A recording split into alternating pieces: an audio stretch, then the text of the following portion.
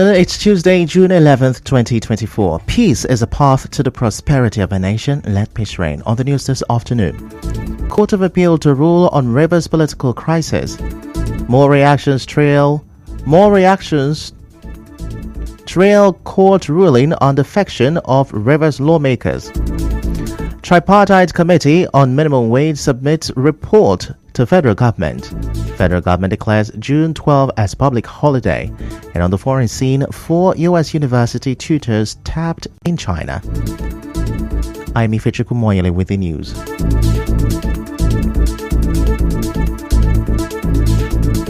Now we begin the news this afternoon with a report that the Port Harcourt Division of the Court of Appeal is expected to deliver judgment on some matters brought before it by parties involved in the political crisis in Rivers State. We will bring you details as events unfold. Moving on, a constitutional lawyer, Felix Birabara, says the Constitution does not require any member of the political party defecting to another party to have his name registered on the new political party. Dr. Birabara, a lecturer at the Faculty of Law, University of Port Harcourt, said this while reacting to the reported State High Court ruling that the defection of Martin Amihuli and others can only be established through the party membership register, a membership card, and such members fulfilling or requirement of their membership in the party cannot be established through newspaper, and it cannot be established through newspaper publications, radio announcements, or online publications. Dr. Birabara spoke to our correspondent on this. I don't want to believe that court says, but assuming the court says so, I don't think that will be the correct position. The position on membership of a political party is different from the position on defection. There is no provision in Section 109, Sub 1, Paragraph G, that requires those defecting to first of all submit letters of resignation from their party to their respective party chairman, maybe to proceed to have their names registered on the membership register of the new political party. What is required is the express intention of the lawmaker to stay as cost carpeted. The way it's usually done is by the lawmaker giving notice of it to the speaker. That is what is known as cost carpeting of members of the legislature.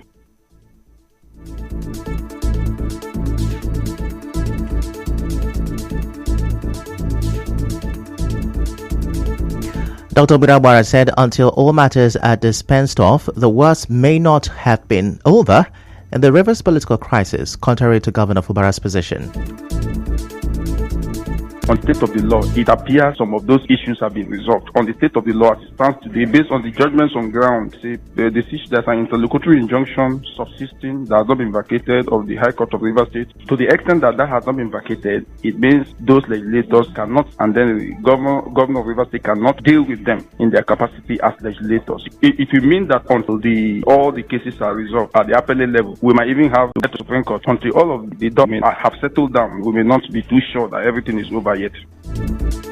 Also, Professor of Law Richard Wokocha says the ruling of the State High Court does not change anything. Speaking on Nigerian 4FM's Hard Fact, Professor Wokocha explains that the judge struck out the ruling because he felt the petitioners did not have enough interest in the matter for him to hear the case. All the court did is, no, I won't do what you're asking me to do. You are not proper persons. I don't have the power to do it because you are not proper persons to bring such question before me. So it cannot impact or affect any other thing or any other matter. No, there were defendants who were sued by another person who was praying the court to do something for him. And the court said, I don't think you're the proper person. I lack the power to do what you're asking because I don't consider you a proper person to raise the issue. Therefore, I dismiss the matter. The court did not make any order. The court did not confirm or deny anything. Professor Wokocha said the defected lawmakers already announced their resignation before a court of competent jurisdiction. So I think it is for me childish to consider the question whether they have resigned and whether PDP has removed their name from their register and whether APC has written their name in their own register. The gentlemen have taken their action. I followed it up with a public display at the end of that sitting and have filed suits in court stating on oath that they have. So on what ground are you raising the question whether or not they have when they have stated that on oath before courts of competent jurisdiction? So I think those questions are neither here nor there. They are for me irrelevant considerations. Similarly, the Rivers State Commissioner for Justice and Attorney General Dagogo Iboroma says media reports that the says media reports that the State High Court in Port Harcourt ruled that Martin Amehule and 26 other lawmakers are still members of the PDP are misleading. Addressing newsmen, Mr. Iboroma said the suit did not seek to declare the seat of Martin Amehule and 26 others vacant. He also explained that the suit was struck out for want of jurisdiction and also for being an abuse of court process. The judgment did not seek to declare the seats of Martin Amehule and 26 others in the Rivers House Assembly vacant. The suit of the claimants was struck out for want of jurisdiction and local standing, and also for being an abuse of court process, which thus robbed the honorable court of the jurisdiction to hear and adjudicate on the matter. There is the misleading news circulating in social media, print and electronic media, that Martin Amehule and 26 others are members of the People's Democratic Party and the Rivers State House of Assembly. As you all know, the Attorney General of the state also said only the Federal High Court can determine whether Martin Amehule and the 26 others are still members of the PDP and also members of the Rivers State House of Assembly. Section 2723 of the Constitution of Federal Republic as amended, it is only the Federal High Court that can determine whether Martin Amehule and 26 others, still members of the People's Democratic Party and also members of the Rivers State House of Assembly. This much was held by the trial court. However, you will recall that there is a subsisting order of interlocutory injunction in suit number PHC. We urge the public to disregard the news presently making the rounds in social, print and electronic media to the effect that Martin Amehule and 26 others have been declared as members of the People's Democratic Party and the Rivers State House of Assembly. Also, the Coalition for Justice and Accountability (CJA) has called on the National Judicial Council (NJC) to probe the Rivers State High Court following the recent judgment. The coalition, in a statement issued by its president Dada Shegu Akin, faulted the High Court judgment, urging the NJC to look into the matter. Now, yesterday, Justice Ogobule Wasam of a State High Court in Port Harcourt struck out a suit filed by one Hyacinth Amadi and 3 others seeking to declare the seat of Martin Amehule and 26 other lawmakers vacant for defecting to the APC in December last year. Justice Wasam ruled that the lawmakers are still members of the PDP. The judge said a defection cannot be established through newspaper publications, radio announcement, or online publications. He said a defection can only be established through the party membership register, a membership card, and such members fulfilling all requirements of their membership in the party. Emegoyeka, one of the lawyers to Martin Amehule, spoke to journalists after the court proceedings. Well, the case was about challenging the seat of the members of the State House of Assembly, led by the Honorable Speaker, Right Honorable Martins Chike Amehule. The claimant has sought the relief of the courts to declare their seats vacant. And of course, with what happened in court today, it's quite obvious they are unable to prove that indeed they have defected from PDP and has joined the APC. It's an issue of hard facts and of course the law. You don't just imagine defection and assume that it has occurred. It's something that must be predicated in law. In other news, the Tripartite Committee on National Minimum Wage has submitted a report to the Secretary to the Government of the Federation following the conclusion of its assignment. This was disclosed in a statement signed by the Director of Information and Public Relations in the office of the SGF, Shegu Imohiosen. He said a formal presentation of the report will be made to President Bola Tinubu for appropriate action when the leadership of organized labor as well as representatives of government and organized private sector who are presently in Geneva, Switzerland for the ongoing International Labour Organization Conference return to the country. Now, with the submission of the report, President Bola Tinubu is expected to send an executive bill to the National Assembly for legislative action. Earlier, the NLC Assistant General Secretary Chris Onyeka insisted on the 250,000 naira new minimum wage proposal. He said Labour would not accept the latest offer of 62,000 naira and the 100,000 naira proposal made by some individuals and economists. We will not negotiate a starvation wage, neither would we negotiate a reduction in the wages of Nigerian workers. We have never contemplated 100,000, talk less of 62,000. We have never contemplated that. We are still at 250,000. That is where we are. And that is what we consider enough concession to the government and the other social partners in this particular situation. The truth is that the governors can pay 250,000 naira minimum wage without any problem. The NLC Assistant General Secretary explained why they believe that the governors can pay the 250,000 naira minimum wage. If they stop collecting their security votes, which they are not using for anything, for example, if they stop paying their past governors and deputy governors pension while they sit at the National Assembly, they will have more money to pay. If they reduce the cost of governance in their respective states, they will be able to pay. The federal government, including the National Assembly, are the ones who have the call. It's their call now. It is not our call.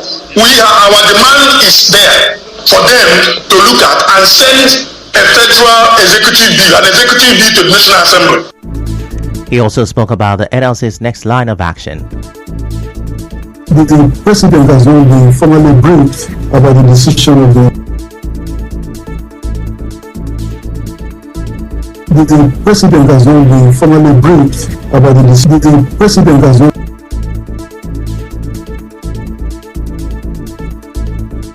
We will not negotiate a starvation wage, neither would we negotiate a reduction in the wages of Nigerian workers. We have never contemplated 100,000, talk less of 62,000. We have never contemplated that. We are still at 250,000. That is where we are. And that is what we consider enough concession to the government and the other social partners in this particular situation.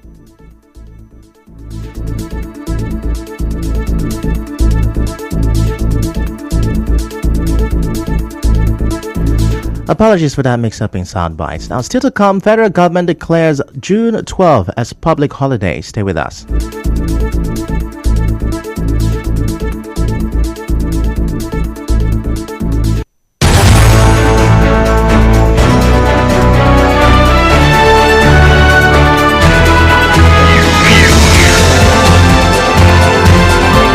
This is the news on 92.3 Nigeria Info.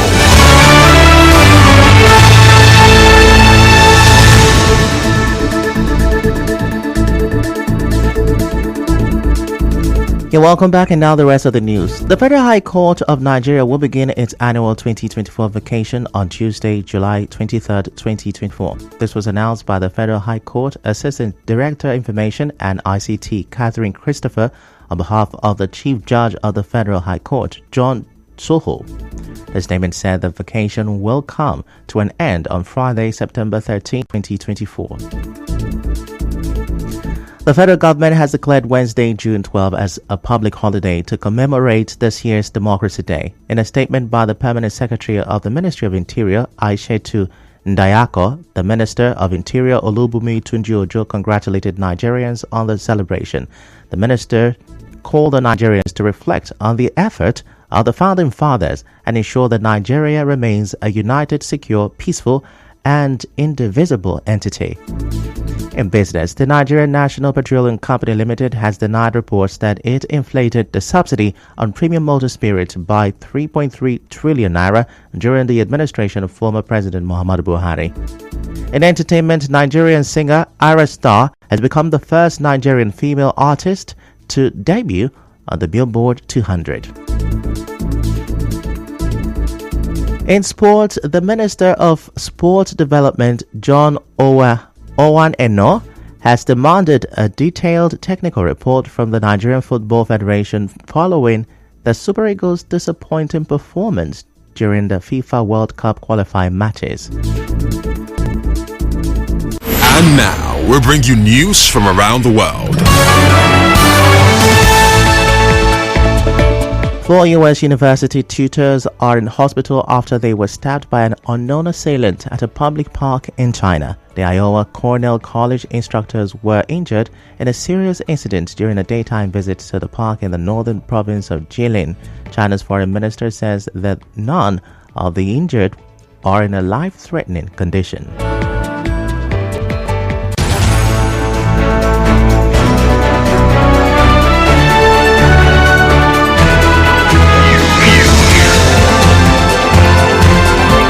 This is the news on 92.3 Nigeria Info.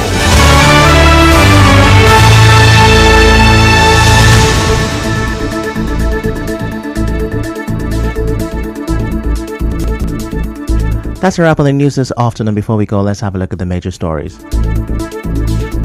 Court of Appeal is to rule on Rivers political crisis today. More reactions are trailing State High Court ruling on the defection of Rivers lawmakers. Tripartite Committee on Minimum Wage has submitted its report to federal government. Federal government has declared June 12 as public holiday to mark Democracy Day. And on the foreign scene, 4 U.S. university tutors have been stabbed in China. The news was edited by Onyekachi Nwosu. To reach the news team, send an SMS or WhatsApp to 0808-721-7215. I'm Ifechukwu Moyele. Many thanks for listening.